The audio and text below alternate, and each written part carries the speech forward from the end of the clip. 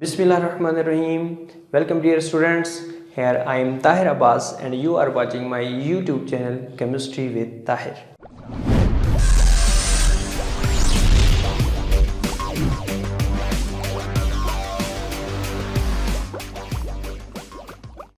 प्यारे बच्चों, 11th class की केमिस्ट्री का पहला लेक्चर बेसिक कॉन्सेप्ट्स में क्या आता है? हिस्ट्री ऑफ एटम,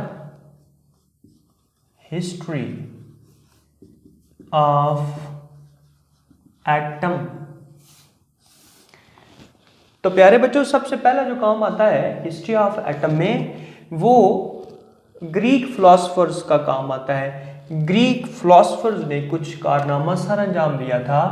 उन्होंने क्या बोला था?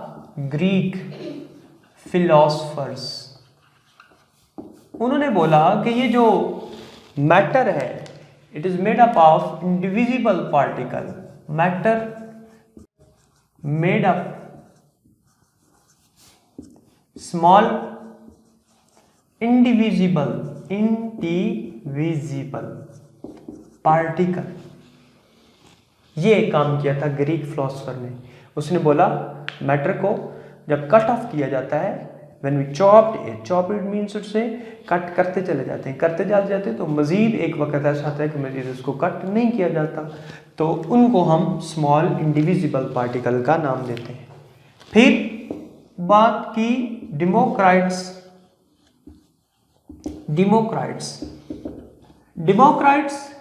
इसकी डेट जो लिखी हुई है वो लिखी हुई है 460 to 370 BC। इसका मतलब क्या है?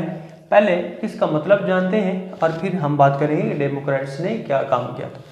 तो बेटा, इसका मतलब ये है, गौर कीजिए, ये टाइम लाइन है, वक्त गुजरता चला जा रहा है, उसकी डायरेक्शन ये है और ये स्टार्ट हुआ यहाँ से, ये इस साइड पे वक्त गुजरता चला।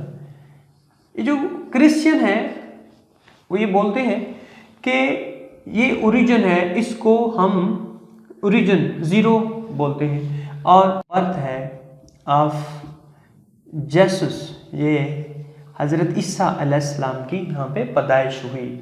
ये वो एरिया है, ये वो एरा है, ये वो रीजन है जहाँ पे हज़रत ईसा अलैहिस्सलाम की पैदाइश हुई। इससे आगे जब हम जाते हैं तो उसको हम बोलते हैं एडी, एनो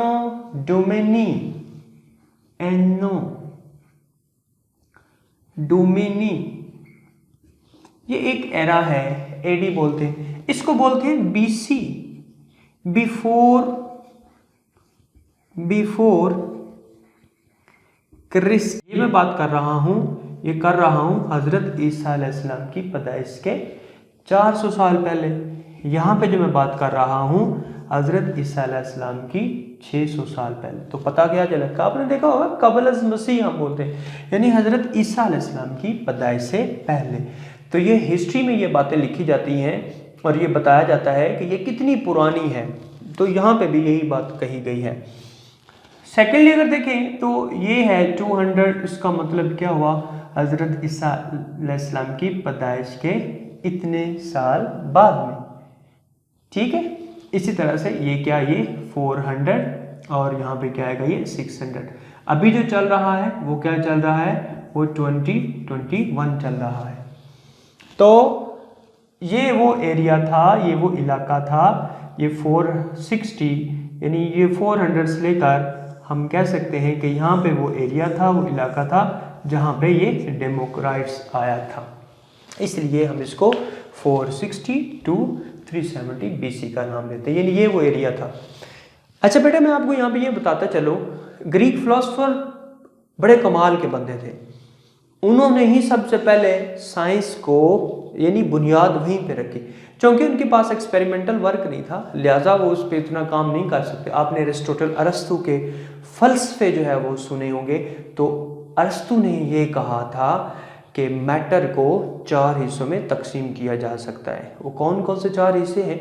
एक उसने कहा अर्थ, जितनी भी चीज़ें हैं ये मट्टी से मिलकर बनी होती है, अर्थ, एयर, वाटर एंड फायर। तो ये 4 चीज़ों से मिलकर बना होता है मैटर, ये उसने बोला। बाद में डेमोक्रेट्स ने बोला क्या कि मैटर स्मॉल पार्टिकल से मिलकर बना होता है जिनको हम एटम, तो ये ग्रीक ही वर्ड है, निकला हुआ है कहाँ से, एटमॉस से। एटमॉस इसका मतलब है, ए का मतलब है नॉट, नॉट, टर्म का मतलब होता है कट ऑफ। तो ऐसी चीज जिसको मजीद तकसीम ना किया जा सके, कट ना किया जा सके, एटम कहलाता है। तो इसी ने सबसे पहले लफ्ज एटम दिया। इस किसको एटम का नाम दिया, जो ग्रीक फिलोसफर्स ने बोला था वो स्मॉल पार्टिकल्स जो क्या है, इंडिविजिबल हैं, इंडिविजिबल हैं, उनको क्या कहा गया, वो क्या कहलाते हैं, एटम कहलाते हैं।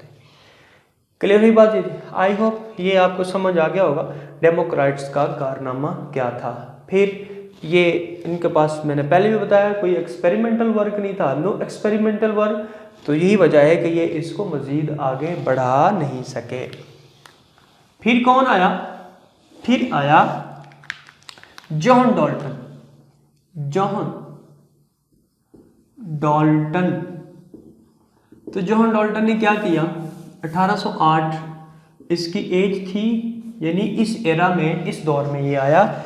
इसने कहा, इसने जो पहला कारनामा सर अंजाम दिया था बेटा, इसने एटॉमिक थ्योरी पेश की थी, एटॉमिक थ्योरी पेश की थी। इस थ्योरी के मुताबिक मैटर स्मॉल पार्टिकल से मिलकर बनी थी जिनको एटम का नाम देते हैं, और बहुत सारे एटम आपस में मिलते हैं तो एलिमेंट बनाते हैं, और ये जो एटम आपस में मिल रहे होते हैं ये खास रेशो के साथ मिलते हैं। इसने दो लॉ पेश किए, law of definite proportion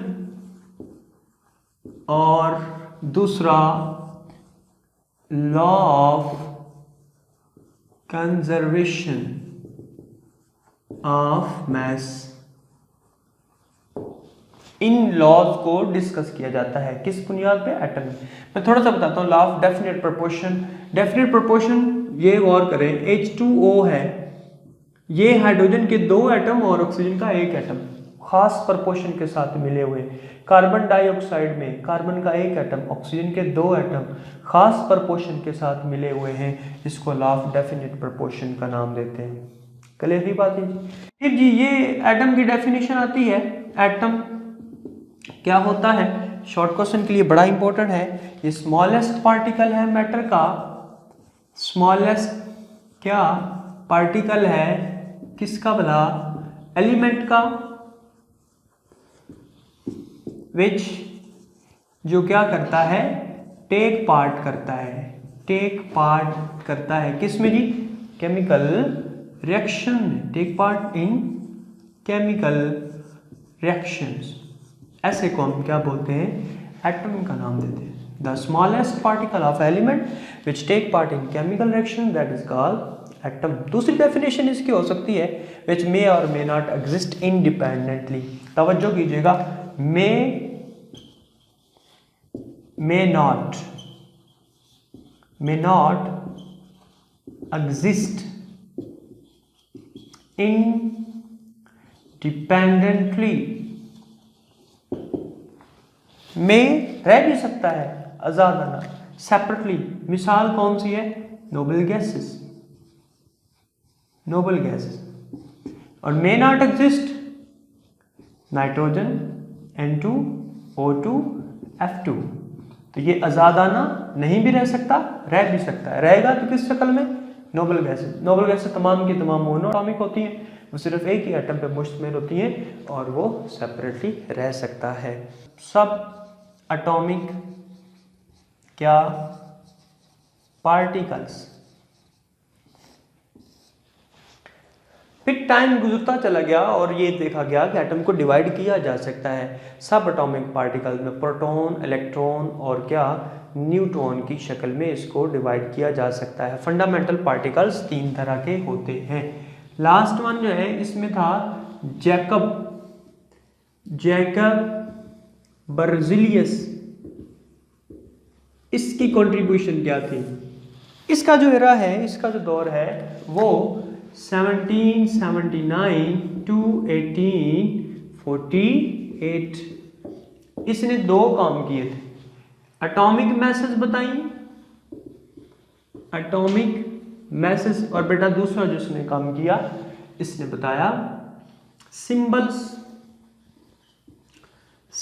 of elements, elements की सिंबल बताई। शॉर्ट क्वेश्चन के लिए पेपर में पूछा जाता है, एमसीक्यू में पूछा जा सकता है, जैकब बर्जिलियस ने क्या कारनामा सर अंजाम दिया था। तो ये it's all about the history of atom.